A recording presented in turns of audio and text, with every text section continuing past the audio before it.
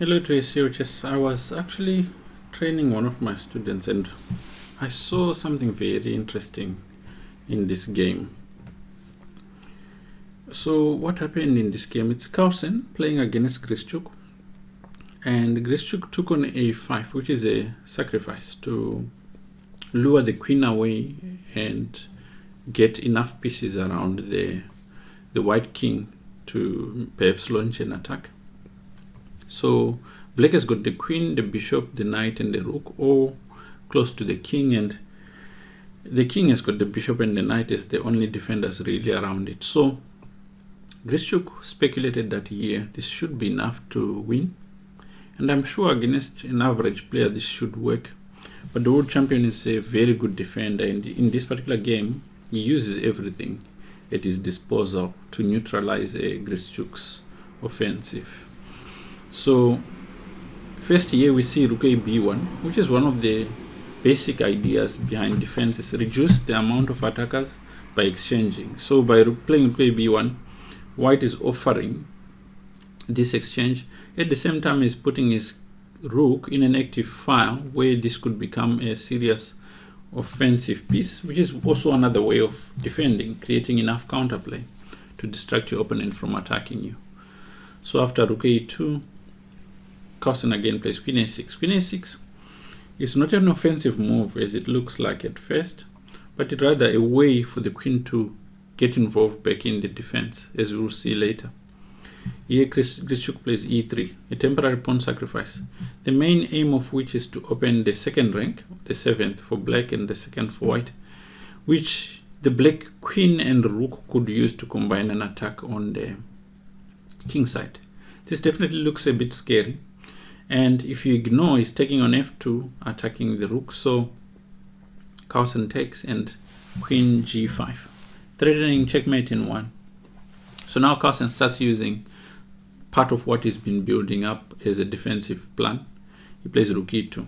Here, by playing rook e2, he is taking into account that if black takes on e2, e2, and plays knight to c3, which threatens the queen and threatens the rook here at the same time, a clumsy defense here would collapse. Let's say, for instance, you played something like this. You would then play queen check, and after, let's say, king moves, he would then take on b1, and he's got sufficient compensation for the exchange and might even be better here. So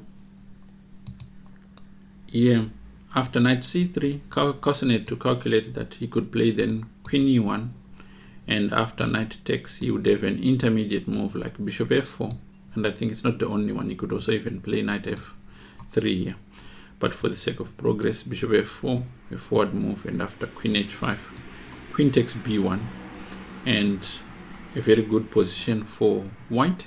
And the a pawn here, being a pass pawn, will be the winner for white in this position. Grischuk, obviously a super grandmaster himself, managed to see past this and instead went for knight e3. Knight e3 is a tricky move, takes a pawn, puts more pressure on g2, and here Carlsen demonstrates his defensive abilities. First, again, chasing the attackers as much as he can away, and after queen g6, exchanging the offensive pieces. So as you can see, the rook is still defending on g2, so black has to take first, and now rook to b2, defending g2, attacking the bishop. The bishop goes to c4, and here Carlsen uses an alternative route to get the queen back into the defensive plan. Bishop here. This move threatens bishop takes f3. You can't really take with the pawn, and you really don't have enough time to say move your king away because he's really putting on the pressure. So Carlsen again counterattacks.